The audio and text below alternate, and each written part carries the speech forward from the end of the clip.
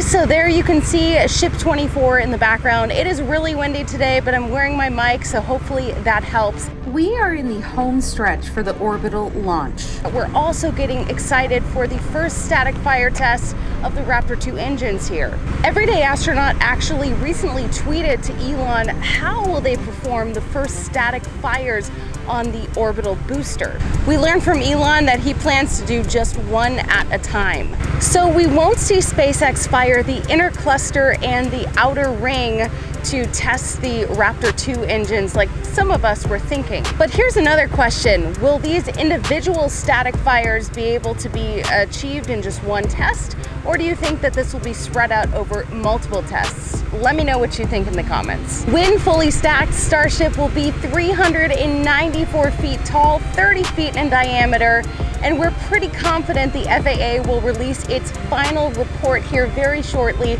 I know we've seen a lot of delays, but that target date now is for June 13th. And the atmosphere here, the energy from people who live here and who work here believe, yes, this is actually the real one. We're going to see likely an approval, which is so exciting. But the next question is, when will the actual launch be? I want to know from you guys in the comments what you think. I'm thinking it'll still be maybe 2 or 3 months away because they still have testing to do, but I want to know what you think. We are just in the infancy stages of Starship, and I'm so excited to be a part of this journey, especially now that I quit my job to do this and cover this full time, and we're just about to get started. But it's amazing how many people in the outside world don't even know how important this is, what SpaceX is doing for our future. I was able to interview Bill Carton. He is a space junkie, a space nut, like many of you who follow me probably are, and we had a great discussion about Starship, so I'm going to be weaving some of our interview into this video. I hope you enjoy it. And Bill, I don't know if you can tell, huge SpaceX fan, so give me some of your background with your knowledge of SpaceX. Oh, gee whiz. Yeah, I've been a space nut. You can tell, gray hair. I've been a space nut since the Mercury program. And it's because of space and my enthusiasm that I became an engineer. Never worked in aerospace. Almost, thank goodness, it's cyclical, up-down layoffs all the time. So I ended up in semiconductors, but I recently retired, and now I've got more time for the hobby. And my hobby has been, the real enthusiastic part is new space, not Apollo, not shuttle so much, but to tell people that NASA did not die 11 years ago when the shuttle quit flying. Right. NASA is still contracting for all kinds of robotic missions, crewed missions, and supporting the space station. And they're more active than ever, especially with the contractors like SpaceX. So, but there's a dozen new space companies all doing exciting things, new launches. There's private missions going to the moon, landers to the moon. It's inconceivable. The payloads will not invent themselves, but payloads that we can't even conceive of nowadays, when the cost of getting to orbit drops by another factor of 100, there's going to be payloads we can't even imagine today. And asteroid mining and all the things that are getting funded, venture capital. It's, I wish I'm not sure I wish I was born 10 years later, but I wish I'd taken care of myself in my 20s better. But like Elon, I want to live to see us on Mars. That's, I grew up as a kid. We're going to be on Mars by 2020 or by 2000 or something. We'll have flying cars, jetpacks. I got cheated out of flying cars, but I won't be cheated out of seeing humanity on Mars.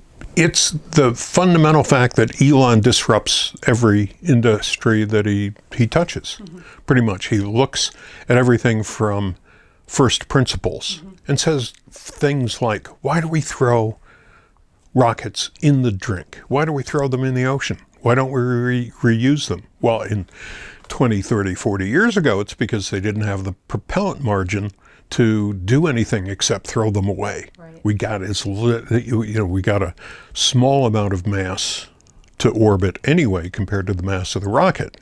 But with innovative new propellant, like supercooled propellant, which Elon uses in Falcon 9 and in Starship, you get more density in the propellant, you get more thrust, or more ISP, which is efficiency. And with that, you have the margin to do things like reuse, which changes the economics. One of his favorite phrases is, if people threw away a 737 after every flight, nobody could afford to fly. So it's ludicrous. Well, only the military, maybe. Right. Only super important things would fly.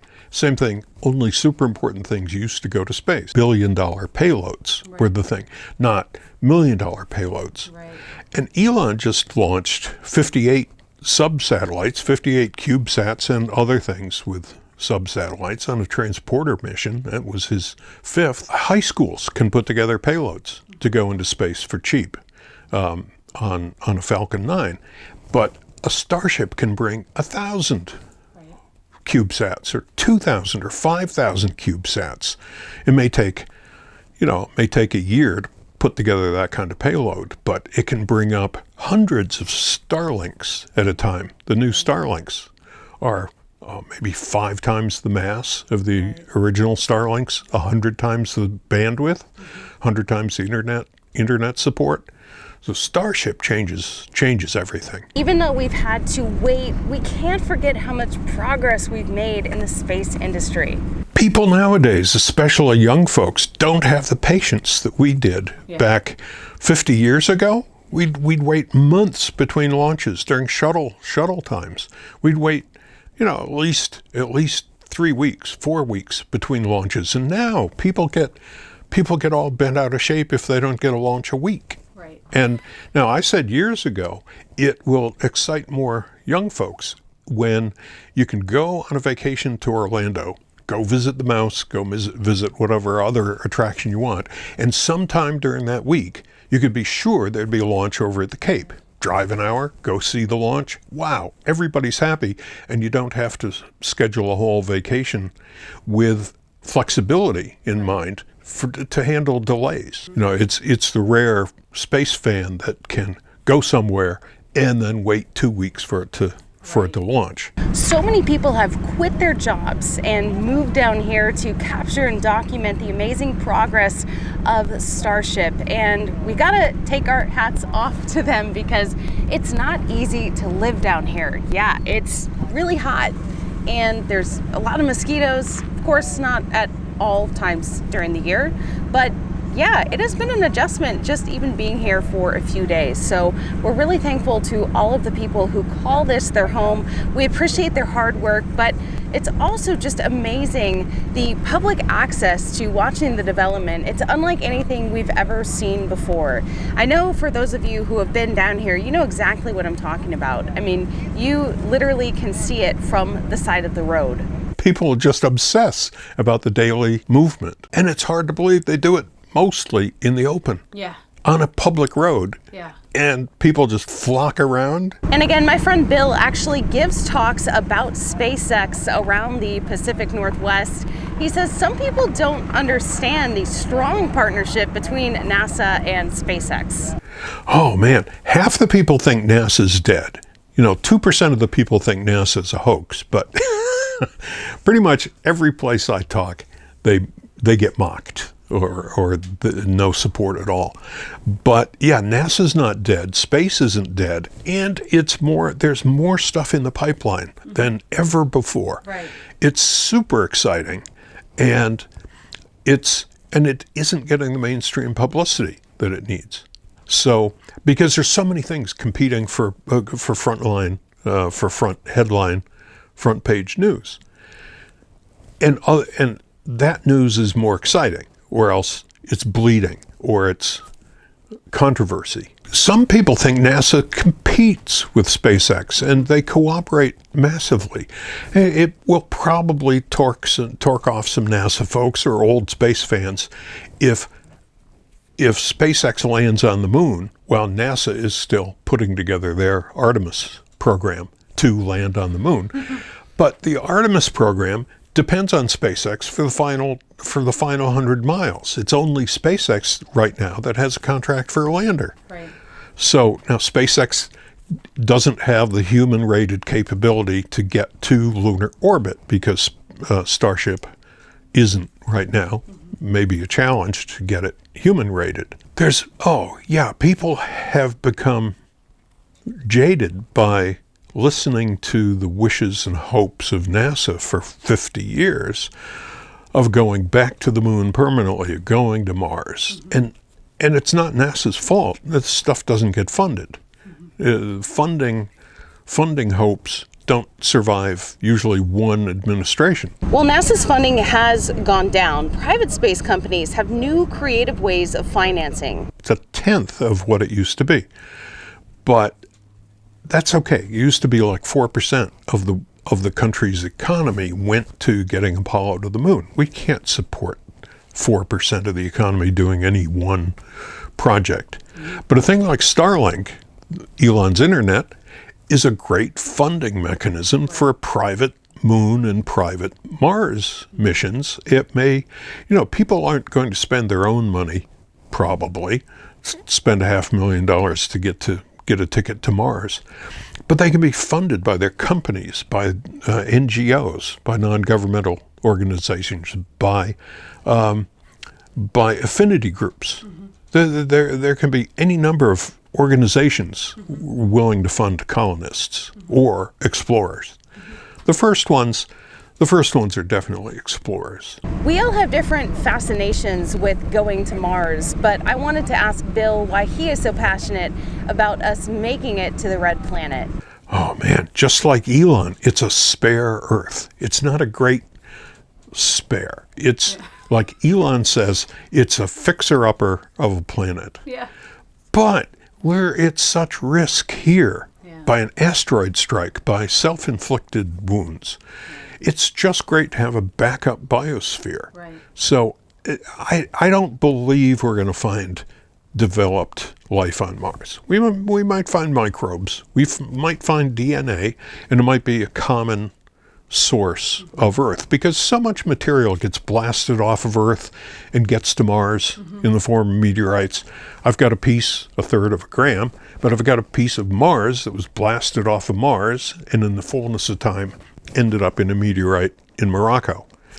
So there's Martian material ended up on Earth. There's Earth, there has to be Earth material that got blasted and ended up on Mars. And in the middle of any of these meteorites might be either life or the prototypes for life. So we could have cross-fertilized each other. But I don't think we'll find aliens. I don't think we'll find underground civilization. He's an expert in turning the impossible into late. In Tim's video, yep. That's, sure, he disappoints us, but nobody else even tries. Yeah. Nobody else even has the audacity to say Mars. Right. And really, right? NASA said Mars forever. JPL. We have robots, like the meme goes. It's the only planet known to be inhabited only by robots.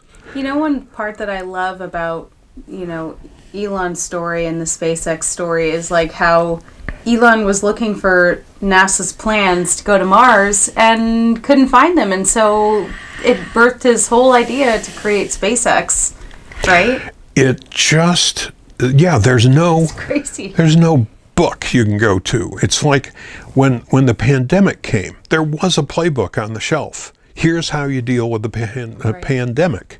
Not all of it got followed, but at least the people in charge of that challenge had a playbook ready to go. NASA has PowerPoint presentations up the wazoo. Technically, maybe some of them would work. Some would work better than others.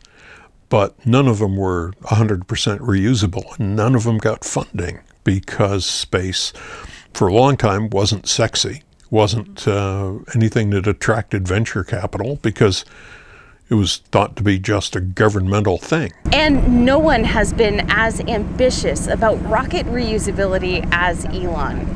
Yeah, we had there was the Delta Clipper, the DCX, that tried to do that kind of stuff, and it got underfunded. That could have been a beacon for a beacon of hope for reusability. But again, the old space mentality, the cost plus contractors, it wasn't in their best interest. It was actually against their best interest to have reusability. They love to throw stuff away because then they get to sell you another one or another 10. You know, Elon's been getting a lot of media attention, criticism, some tweets. What do you think about his, his Twitter following has doubled in the last year. He has almost 100 million followers. Oh, yeah, he doesn't have the same kind of ego that other Twitter, I can't even say enthusiasts, but he doesn't have that kind of ego, we're hoping. But then the Tesla enthusiasts wish he'd spend less time on SpaceX. SpaceX fans wish he'd spend less time on Tesla. We're not sure if Boring Company is useful. But Twitter, for us, is a total diversion. Any waking hour that he spends on Twitter is just not getting us to Mars. It's not getting us full self-driving. It's not getting us more EVs. But it's a passion for him about better human communication, and we'll see if he's thought about all the unintended side effects. But are you on Twitter? Yeah, but I'm not active. Not like Elon. Yeah, not like Elon.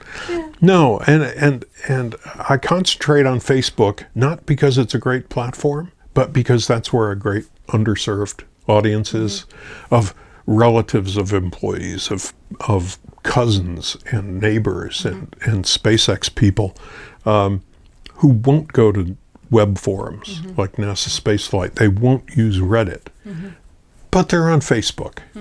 And the kids are all on Reddit, pretty much. Kids abandoned Facebook in droves when the grandparents got on it. They're all on Instagram or TikTok. Yes. What do you think is the biggest challenge to SpaceX right now? Well, I was going to say funding, but he's working on another round of funding at fantastic valuation. Yeah, so that's all fine.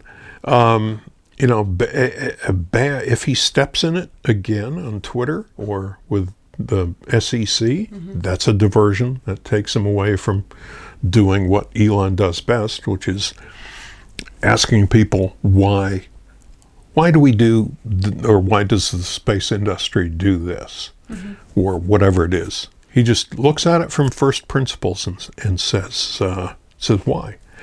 So anything that diverts him from that is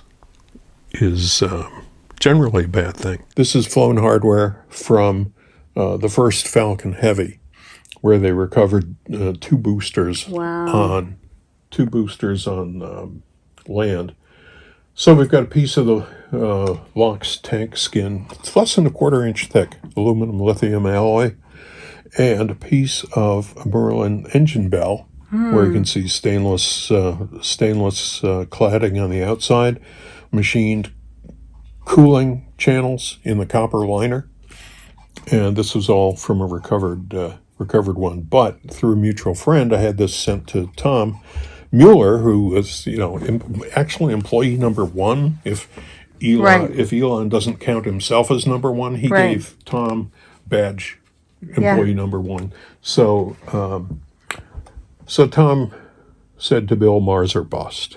And this is my most precious thing. This is in a safe when I'm not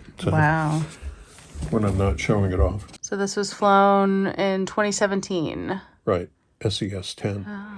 And these are the kind of things, once a year, SpaceX slices up some phone hardware, glues it to a plaque like this, offers it to employees for a charitable contribution.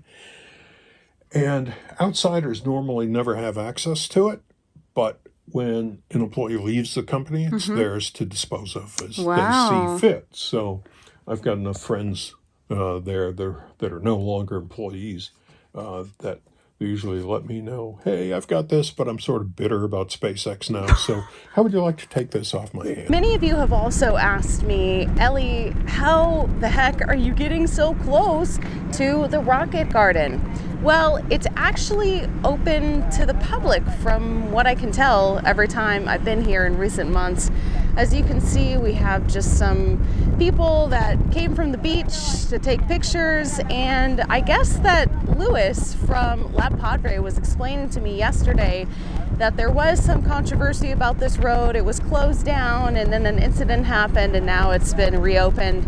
So yeah, let's give a little bit of background from Lab Padre. What'd you think of that lady sneaking into the high bay? I read about it a little bit. I'm very surprised that she got as far as she did. The security's pretty on top of things. But being that they had that altercation with the DA people, I don't know if you heard about that. Well, that road Remedios that takes you to the road Rocket Garden.